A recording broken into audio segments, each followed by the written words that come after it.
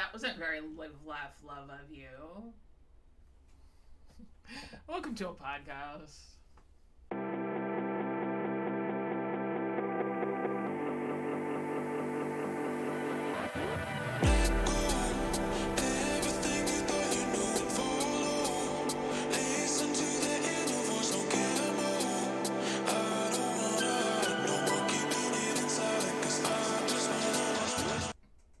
Hello, welcome to my face. What's up? I have some thoughts. I have some things I want to talk about. And I have a new idea about how to structure this. So what had happened was I started watching Grumpy Old Crone, and I like the way that she does stuff. She has her little different segments, and they're awesome. And so I was like, you know what? That's a really good idea, is to chunk. So then I was thinking about how I wanted to do that. And because I'm a millennial, the term live, laugh, love just exists in my brain at all times. It's sort of nightmare fuel, to be honest, but that's neither here nor there. So I wanted to do a play on that, and I think that I exist, enjoy, and elevate. I think that's what I'm going with.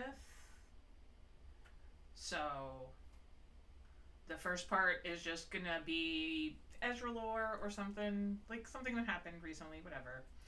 And then the second part is whatever I'm hyper focused on. And then the last part is just gonna be some positivity. And then occasionally we might have a bonus section called entertainment, and that is going to be when kids say weird stuff out of context, because that's always fun. Those are just fun. But that's gonna have to wait a little bit, unless you guys want me to pull stuff out of the vault, because school's not in session until after Labor Day, where I live. So that's my idea. If you like that, please let me know. Feedback about these things is great. I'm kind of mind blown right now because last week's episode, just on YouTube, it's already got almost 100 views. The watch time is abysmal, but people are clicking on the video itself. And since my thumbnails are literally just whatever weird face I find when I'm going through later, that's kind of cool. It's not that I'm not trying at all. It's that I gotta try in little bits and pieces. So that's what we're doing. Anyway, so let's start with exist. And today I want to talk about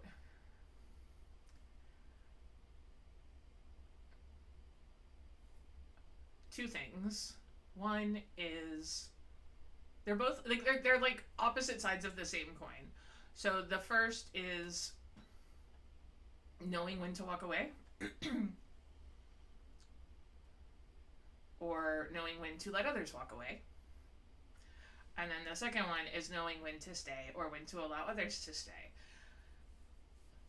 And this week has been a time of me letting go of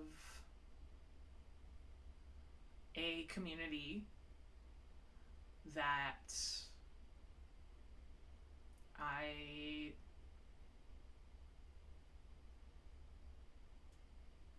haven't felt like I fit in for a long time, but I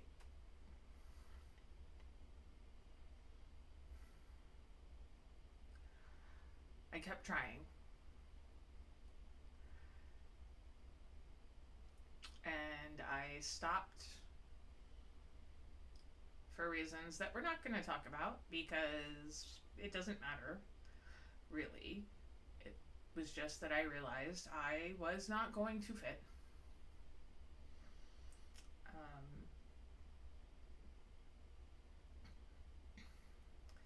And I am and will probably always be, because this isn't the first time that I've had to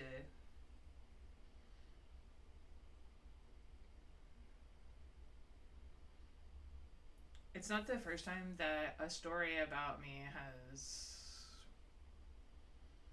or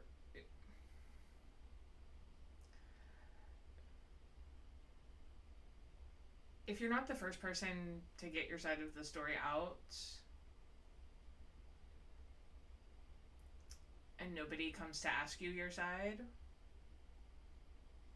why would you volunteer it? If like nobody wants to hear from me, so I just let them. And at the same time, I'm going through a lot of crap in my life right now, and I'm finding people who want to stay, and I'm letting them. And I know that that might sound weird if you're not traumatized, but there's two sides of the same coin for a reason, and it's actually harder to not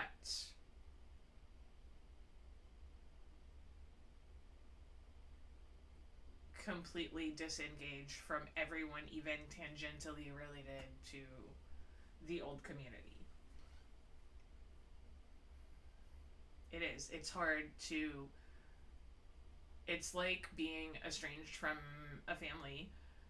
Like, I am no contact with my dad, and it is therefore difficult for me to have conversations and connection with other members of my family, especially those who live with him, because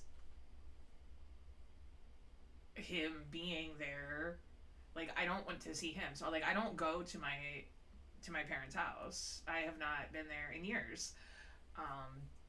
That's his house.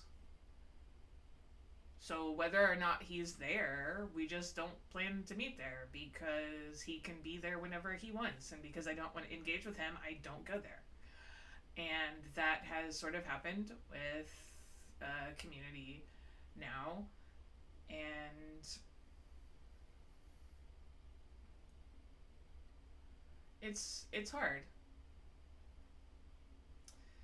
It's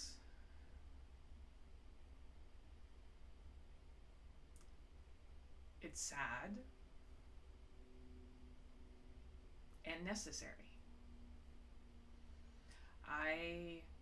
I've never been okay with being estranged from my dad. It's not a decision that I undertook lightly. It came at the end of,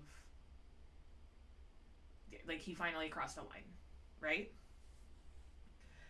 But I did it because that's what I needed to do in order to be able to grow. I couldn't keep growing under all the shade he was throwing, to put it really, really nicely. And a similar thing as far as growth has sort of happened where I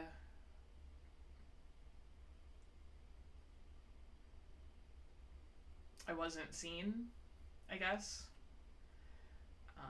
And then it became more than just not being seen. And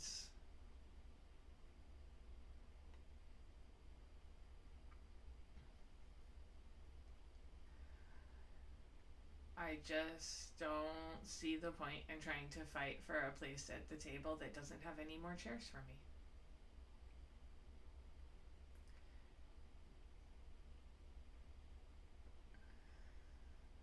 So, yeah. And at the same time, there are people that have not just not left when they found out what happened. They 10 toes down were like, no, you literally can't get rid of me, actually. Um,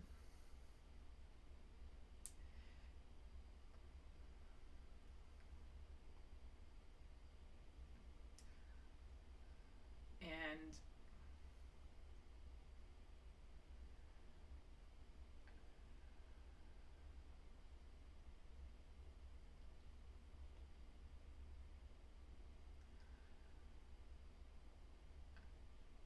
it's been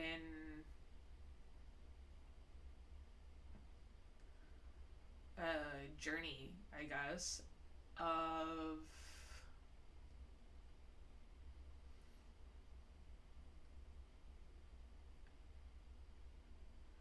accepting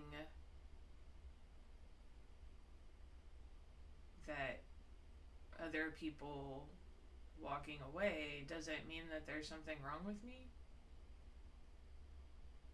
And it also doesn't mean there's something wrong with them, which is not something I've ever really had struggles with. I think that the way that certain relationships dissolved was not something I would ever be able to do, having been on the other side of the situation. I know that's not something I would do, and so having it done was really hard. Really hard to process and to accept. And it's been now almost a year. It's been about 10 months. And I accept it. Um, I accept people leaving. And now I'm trying to work on the accepting people staying part. And that's actually been harder.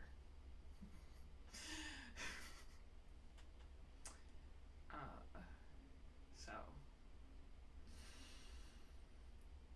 but today I went shopping. I went clothes shopping. This is one of them. I have an undershirt all the time, so I decided I was gonna pop this on real quick for the about 45 minutes to an hour that I talk, and then go toss it in the machine, because it's really not that much longer than trying it on in the store. Like, I'm not going out and wearing it before I wash it, like hardcore wearing it, but like, if I'm willing to try it on in the store, then I can wear it for just a little bit longer sitting here talking to a camera. So, but I like it. It's an interesting design. I got it from Ross. I'm not gonna tell you what the original price was, because I wouldn't have paid that in a thousand years for a shirt. But it's tax-free weekend in my state, and I need some overshirts because I have tattoos that I don't want people to see when I'm working that are on my arms, and so I wear long sleeves, and then I put something over it. So I have like these like moisture wicking undershirts, and then whatever I feel like putting over it. But you know, it's been at least 2 years since the last time I got a new overshirt, and I was getting to that point where I was like looking in my closet and being like, I don't want to wear any of these. And so I got some new ones.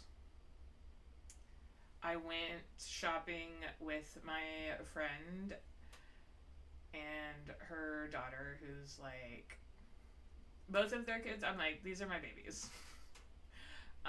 In that way that you're allowed to do when you're the fun uncle. And I have a really hard time shopping. I have a really hard time with stores. I I get very overwhelmed when I have to go clothes shopping, especially. And so I went shopping with one of my friends who I cannot go grocery shopping with. Because her shopping style is very different from mine. She has this ability to actually look at everything. I do not. So when I go grocery shopping, it's in and out. We are done. I know exactly what I'm getting. I know the brands. I know where they are. Everything. And if it's not there, guess what? I'm not getting it today then. Like, unless it is absolutely mandatory for me to walk in the front door with it. If it's not there where I can find it, I'm probably not going to ask anyone.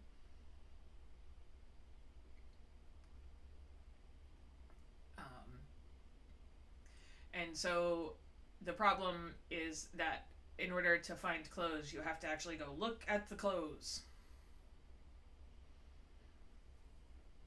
So I took my friend who has the ability to actually go stand and look at stuff and not get overwhelmed by just existing in a store.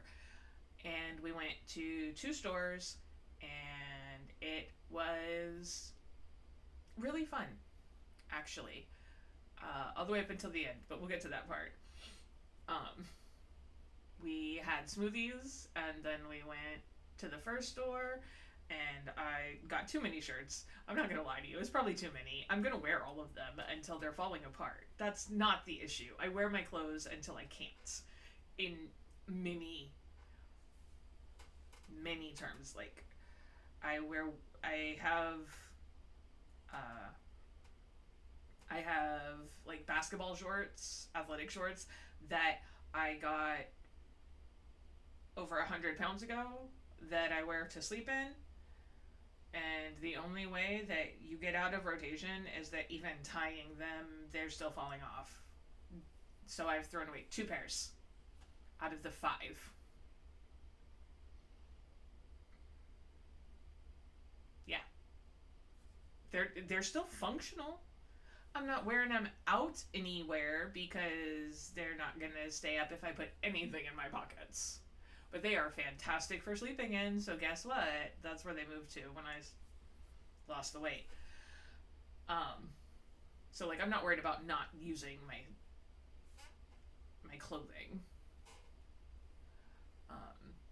But we were in the first store and we got a bunch of shirts for me, and then we were walking in the kids section, and I ended up buying an outfit for my little niece, and she loved it, by the way. Her mom did not want me to spend that money on her. Like, she was there, she was getting her clothes as well. She was like, you don't have to. I was like, and? I'm not going to offer to do it if I don't have it. Ever. I don't, not financially. I might offer even if I don't have spoons for something.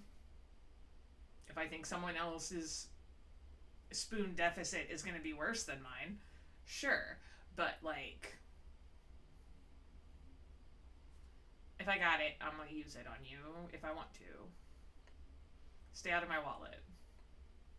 Let me do this thing for you. And she let me, and yay! But, apparently, so in between store 1 and store 2, I took the bags back to the car that was parked pretty far away, because it's tax-free weekend. We're in a shopping center that has a lot of clothing retail stores. So then we go, and apparently, like, so I was like, you guys go to the next door, and I guess while they were doing that, the child told her mother, that was fun, and that's adorable, because she was right. It was fun. And then we went to the second store, and the child helped me narrow down some choices. Hang on a sec. This one. Okay, so I had 3 shirts, and I was like, I can only get 2 more shirts. Okay, because I already had gotten a bunch, but these were like really awesome. And I said, which ones should I get? And so of the 3, these were the ones that were shown. These were the ones that were picked. This is a little bit like heavy, but would be really good over the winter as a regular button down. Like, it's going to be fine. It's got a great pattern. And it's just plain black, which is great because my school has a house system, and one of the houses, their color is black. So it's nice to just have that base for stuff. And then there's this one that is a Nautica shirt. I know. And I love it. I love it. I love the little... Can you see it? Yeah. That wave design there. I love that little thing. But those were the shirts that she picked, and the other one got put back. And it was really sweet. So, anyway, she's my baby. And unfortunately, my baby puked on the way home. It was so hot today, guys. And we didn't realize it until we got home because she is still in a rear-facing seat. It wasn't a lot. It was definitely an overheated, like, burp gone wrong almost kind of thing. But the reason that it's a little bit funny is because this child, for the first 18 or so months of her life, like, every time I saw her, she would puke on me. Like, I knew we weren't getting out of a situation where I didn't have baby puke on me. And this is the first time she's been in my car. And so for her to puke the first time she was in my car, I literally, I was like, this is what I get for saying something, guys. And everybody laughed. So she's fine, by the way. By the time, like, her mom took her in, and her dad came out to get the car seat. And by the time we got the car seat out and into the house, she was changed and playing with her grandmother. And almost nothing ended up on my car. Nothing ended up on any of the hard plastic bits of the car seat for her. So we just, like, took all the padding stuff off, went in the washing machine. It's gonna be fine. It's just that she threw up. It's kind of ironic. It's funny. I guess it's not ever. It's like Alanis Morissette ironic, I guess. I don't know.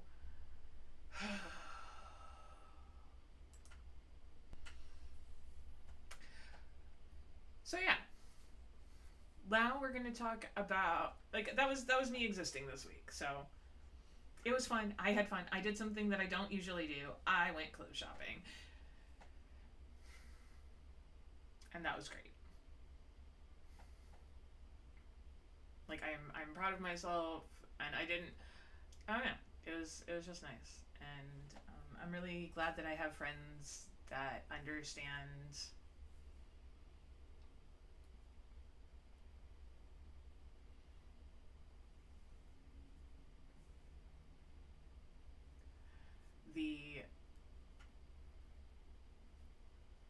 this friend understands the difference between grocery shopping and clothes shopping for me. And literally the last time we went grocery shopping together was the only time we went grocery shopping together. When we finished, I was like, we can't do this together ever again because I love you and I want to keep loving you. And that had nothing to do with her as a person. It's her ability to just, like, keep until she finds exactly what she's looking for. And I just, when it comes to groceries, I can't do that. I can't do that. And if clothing was more reliable, I would not go inside to do clothes shopping either. But unfortunately, that's more and more necessary. Literally the other day, last week, I bought a pair of shorts from Target, cargo shorts. I am currently wearing cargo pants. I have a different pair of cargo shorts. It's all the same brand, okay? It's all the same Target brand. I have a different pair of cargo shorts that is this close, like one wrong move from having a hole in an area it doesn't need a hole in. Because I've had it for I've had this pair of shorts for 2 years and I wear them like every day almost. I wash them a lot. I got a pair of shorts. The exact same shorts in a different color. But since this pair of pants, cargo pants, the other pair of shorts, cargo shorts, are both a size 36, I was like, hey, I can buy a size 36. We're good. And they're not just like they fit nice. Okay? I'm at that point where my thighs are making going down a size the most difficult thing. This other pair of shorts is not a 36. It's not. Because I cannot get it over my thighs. Not, ooh, this is a little tight, gotta do some bending and stretching to get them just a little stretched out, right? Like that brand new pants. No. I cannot get them all the way up. Same exact pair. Same size. Everything. This should not be happening. It shouldn't. Not from frickin' Target of all places.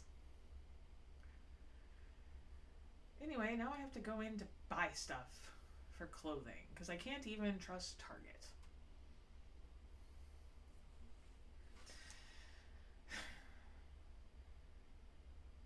Yeah. Anyway, I'm really thankful to have the friends that I have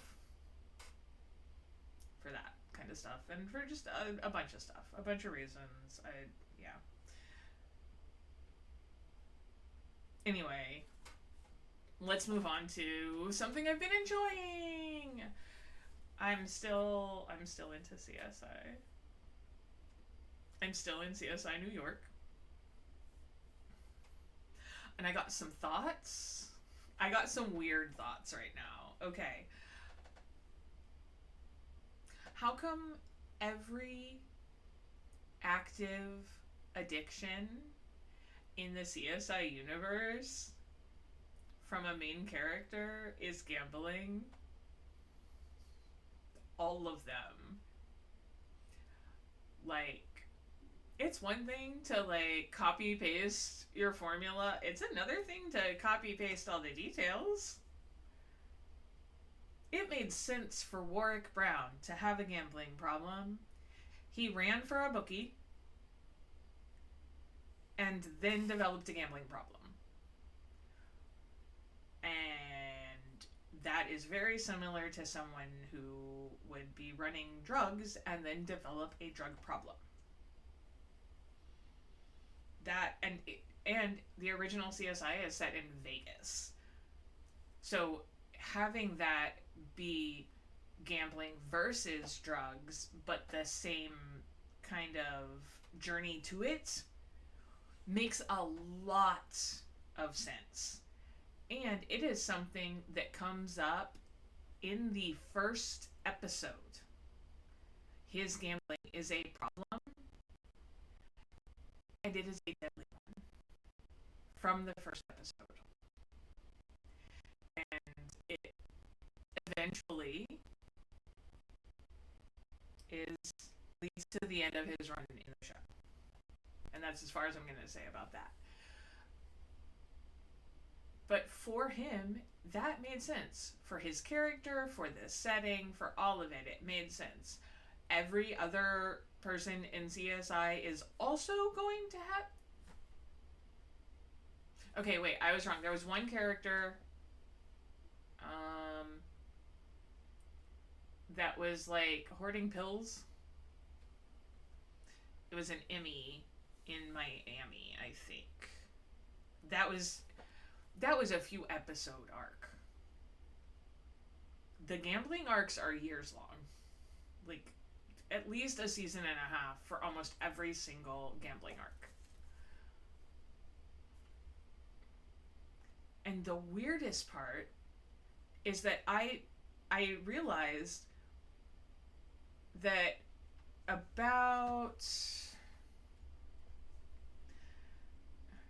around the turn of the millennium, we went from people having alcohol problems and substance abuse problems in general, like main characters who have some sort of addictive issue, substance. Okay? And now it's like almost all gambling. And that's kind of weird. Because in Bones, Booth has a gambling problem. He's in recovery for most of the series. Like, we meet him when he's already in recovery. But it is a known issue that he has. He struggles with it, blah, blah, blah.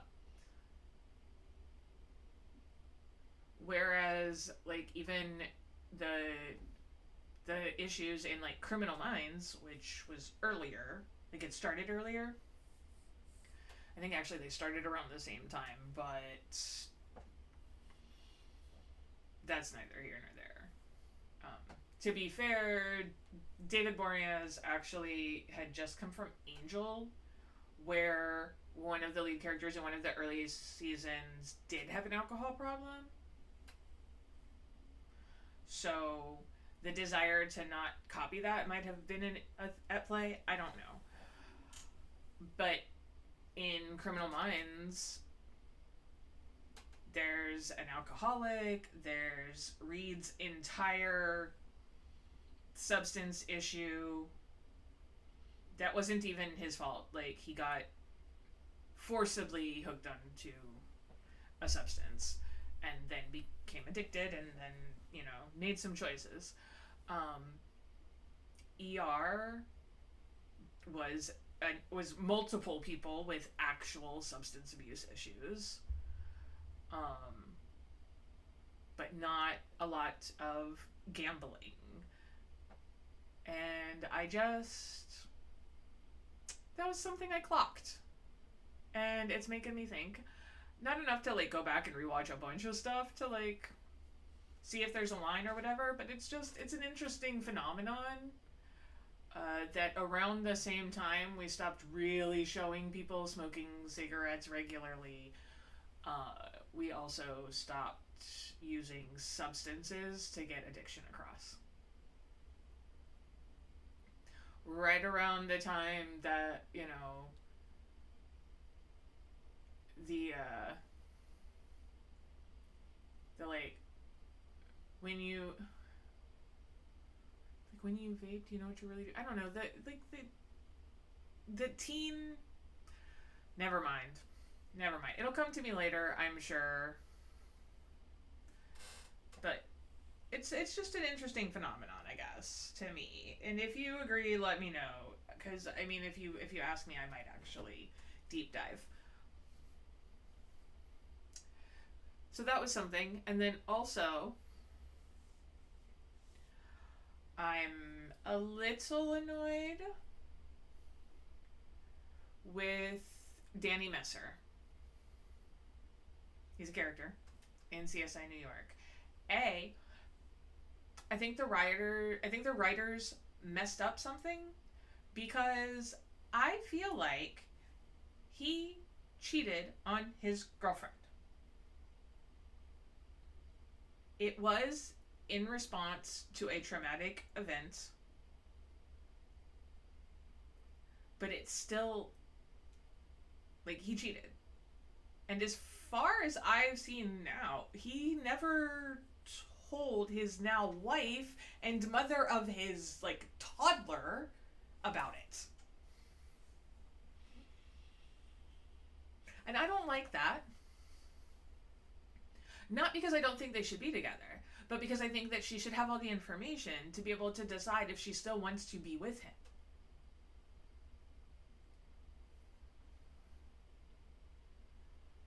Because the way it played out is that he slept with someone who was not her, and then she was like, "You're so distant, and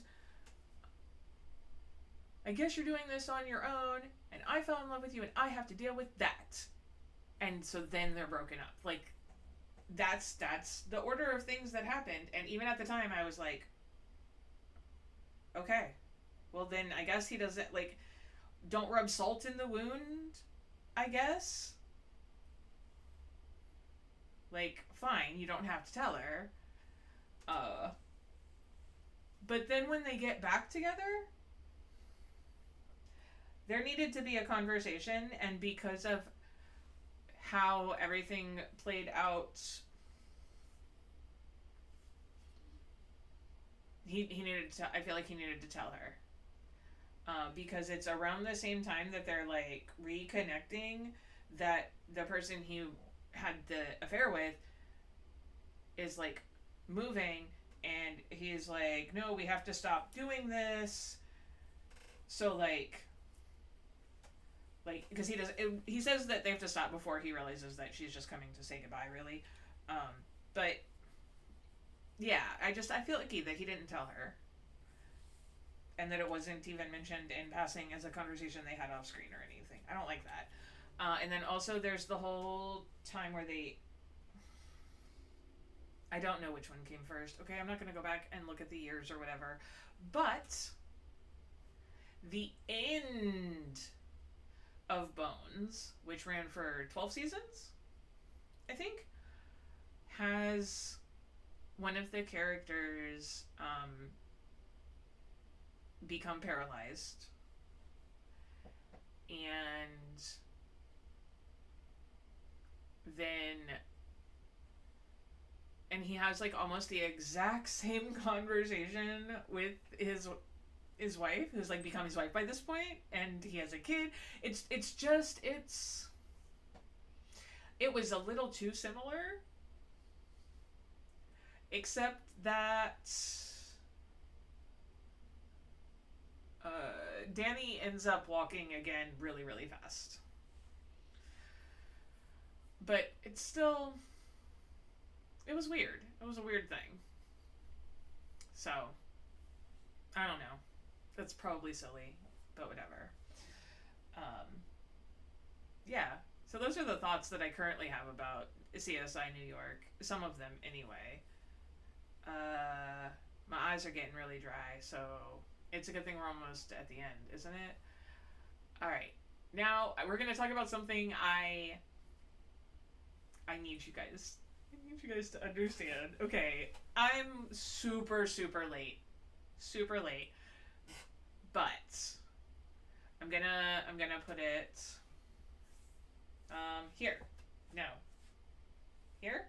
Yes. Here. I swear one day I will figure out how my camera works. I'm gonna put something right about here, and we're gonna watch it. I'm just gonna we're not gonna watch it. That's not what I meant to say. We're gonna it's the information that you need to go watch this in. I saw I'm gonna put the links in. I saw the first short that is gonna be in the links. I saw that first, and I sent it to a bunch of people, and I was like, there's never a wrong time to witness this kind of love, both for his partner and for the world. And then shortly thereafter, I saw the second short of his that I'm going to link. And I literally out loud in my kitchen while I was feeding the cat said, forget a green flag, that man's an entire green canopy. So I need to share it with you. I need to share him with you. I need you to understand that there are people that they've figured it out in such a way that they're also able to share how to figure it out with others. And I don't know. I just feel like we all need this particular brand of positivity in our lives. He's just super sweet and wholesome, and yeah. So that's your positivity moment for the week. I'm elevating this.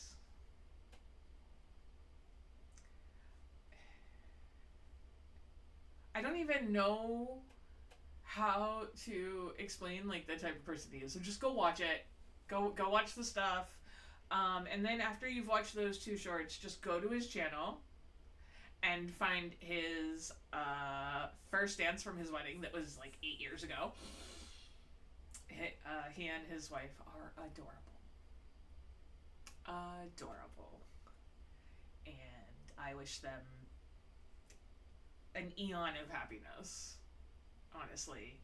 And I thank you to the algorithm because that showed up on my feed at a time when I just really needed that. I did, however, also make the comment to one of my friends that, of course, all the good. I said, all the best men are straight, taken, thousands of miles away, or occasionally all three. He's British and I am American, so yeah, and that was funny too. And I think that's all I've got this week. If you guys want me to pull stuff out from the vault for the bonus content, let me know. If you have anything that you want me to waffle on about, let me know. I'm totally fine about that. I don't guarantee I'll do it, but I'm always open to suggestions. Let me know how you feel about this format. Hopefully it'll get better. Yeah. Remember that you do not have to be nice, but you should always be kind, especially to yourself. Drink water, take ibuprofen, talk to your battle buddy, and stay in good trouble.